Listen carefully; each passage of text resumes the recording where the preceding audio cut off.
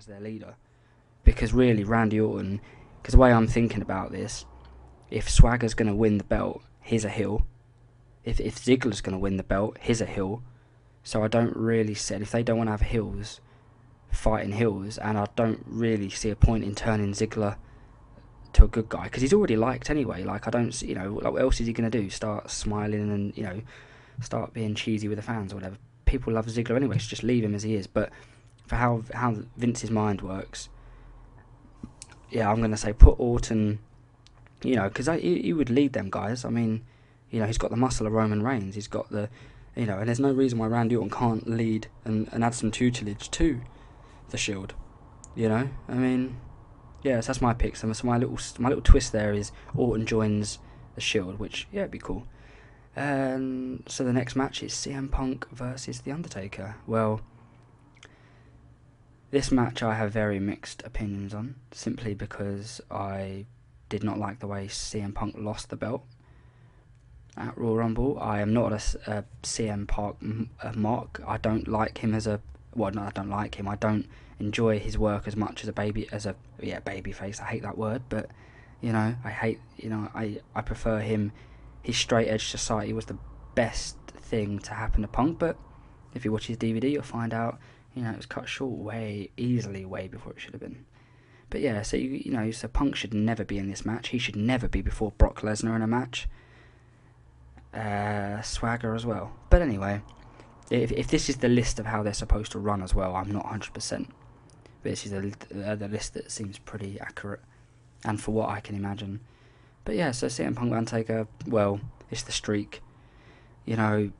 Undertaker's probably going to win. But I don't know. I think this year I have a very sneaky... I don't know.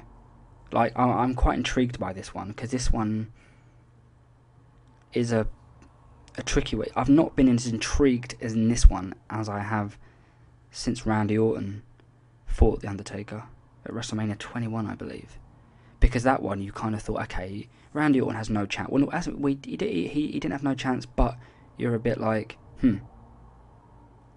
There's a business point to Randy Orton taking the streak. It projects his character.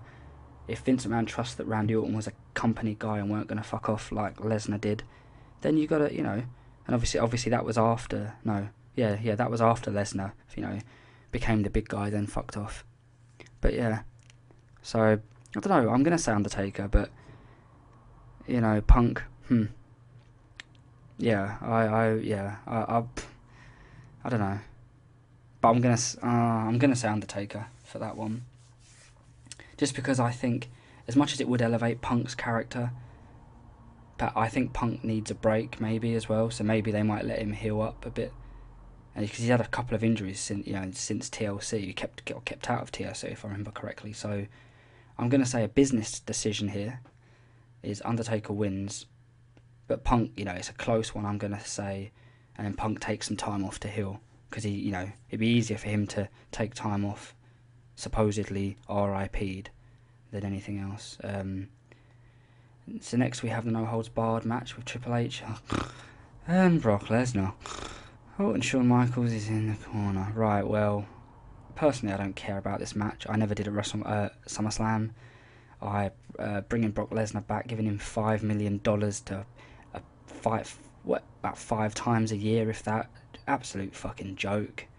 It just basically, to me, shows, all this Generation Omi that we're part of now, that, oh, don't worry, kids, you haven't got to do a lot of work for a lot of money these days. Just watch reality shows and or just be I mean, don't get me wrong, Brock is the real deal. I'm never going to deny that, but paying him $5 million to come back and wrestle. I mean, the guy's got enough money anyway. He's former UFC champion. That's what made me laugh. He came back to legitimise the WWE. What? I mean, I'm going to make videos about some of these points, so if you think, oh, I've said some of this stuff before, it's just obviously, I will be making entries as and when I feel, quite regularly. I might do a Raw recap maybe. And if there's any suggestions, if you want to know anything. But yeah, but for this one, I'm going to say Triple H, simply because Brock beat Hunter. So yeah. and Brock's going to get his just desserts probably, and Triple H will be whatever, the game, yeah. So yeah, I'm going to say that match. Don't really care about it, but it's just going to be two guys throwing as much shit at each other as they can. So yeah, Triple H will win that one, possibly leading to a third match somewhere, because they've got to find some people for Brock to fight. So yeah, Triple H for that one. And then next we have the tag team titles. Now, given this WrestleMania, given Hell No, I've had the belts for quite a while now, I'm going to say Ziggler and Big E to take the titles. I don't really see a point in Kane and Bryan keeping them, because they've just had them and haven't really done much with them. They haven't really, I mean, as I said before, Rhodes Scholar should have won easily, but no. A couple of other people, a couple of people should have had them. And just knowing that before the tag team titles, I mean, I forget who Kane took them off, but I know that R-Truth and Kofi Kingston were jumping about with the belts. I mean, and I heard that Kingston's going to might turn heel at some. Well, if that's true, I'm gonna make a video about faces to heels anyway. But for this one, I'm gonna say Ziggler and Big E. And if AJ wrestles, I think she'll take the belt, because I think that will be a good night for them. World Heavyweight title match. I'm going to say Swagger. Simply, 1 and 1, 1 plus 1 normally means 2, and Jack Swagger needs the momentum more than Del Rio. Obviously, Swagger isn't going to win fairly. He isn't going to win, legitimately. But I will say this. I'm going to say Swagger, but if Alberto does win, because I hadn't actually thought about this till just now, if Swagger wins, I reckon this match is going to be a bit brutal, a bit, last breath to win the match.